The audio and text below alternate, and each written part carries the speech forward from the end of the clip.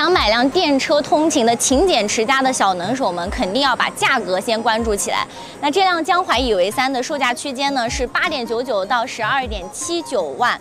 那这辆海豚就离谱了啊！谁能想到我第一次关注这辆车的时候，它才9万多，今天一查价格吓了一跳，11.68万到13.68万，身价倍增。那这两辆车的价格放在一起对比的话，明显能够感觉到这辆江淮乙为3它的入门门槛呢要更低一点。听了这个价格，是不是感觉这辆江淮乙为3更适合自己？外观这个东西，我觉得主观因素特别强，各花入各眼，大家也可以去讨论一下。哎，这两辆车你更喜欢哪一辆的外观呢？我个人是更喜欢这种小巧精致灵动的，而且呢，它有很多这种圆弧的线条，我觉得特别可爱。大灯也是圆圆的，后视镜也是圆圆的，并且有没有发现它的车顶是这种熏黑的，后视镜也是熏黑的，有很多熏黑的元素，那就让它在可爱中又夹杂了一丝时尚感。那我们再看这个海豚啊，其实这个海豚呢是在我之前的买车名单当中的，但是我当时是被它的这个配色给劝退了。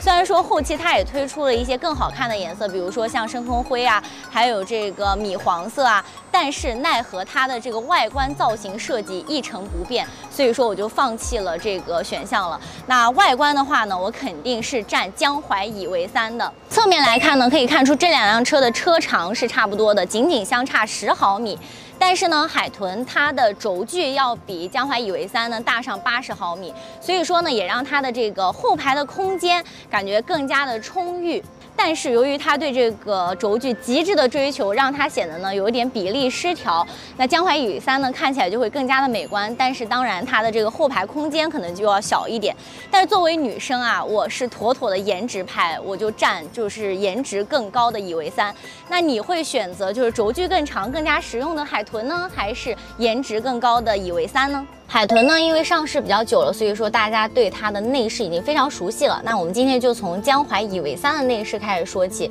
那一坐进来就感觉这个和海豚不是一个风格的，无论是从它这个拼接的颜色，像棕色、白色、灰色，还有像它的一些材质的运用，比如说这种镀铬，还有这种特殊材质，还有钢琴烤漆啊等等的配合，都让这个内饰看起来更加的精致，就是看起来呢更加的有氛围感。 那都说到内饰了，我们就来说说它的舒适性配置吧。那我现在坐的这个座椅呢，两辆车用的都是皮质座椅，但是谁能想到10万级别的江淮乙为3居然可以选装翻毛皮材质，就多了一种选择嘛。而且海豚呢，它的中高配前排座椅呢是只有加热功能的。 所以说呢，我感觉还是有点单一了。那这辆江淮乙为3呢，10.99万以上的版本呢，它的主驾驶都是有电动调节，而且不仅有加热，还有通风。所以说，对于主驾来说呢，应该是一种享受。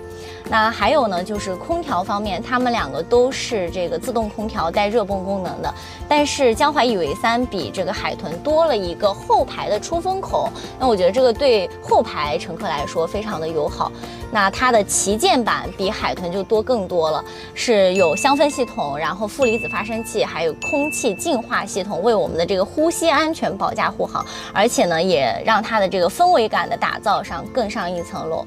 那还有呢，就是这个车机，大家可以看到这块屏幕非常的大，有15.6英寸。那江淮乙为310.99万以上的这个版本呢，都是用的这个超大屏。那它的中低配呢，用的是和海豚一样的屏幕，就是12.8英寸的。对比价格来看呢，虽然说是江淮乙为3的中高配，但其实也就和海豚的入门款的车型的价格是差不多的。而且我们可以看到它这个大屏不仅大，而且显示效果呢也还不错，内容呢也比较丰富，像语音识别控制啊、OTA 升级啊、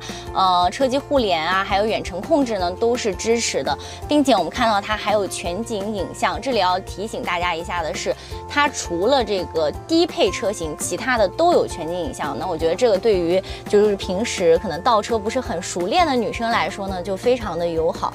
那这辆车总的来说呢，我觉得不光是它的这个设计风格，还有氛围感的打造，还有这个屏幕的大小，我觉得对比海豚来说呢，都是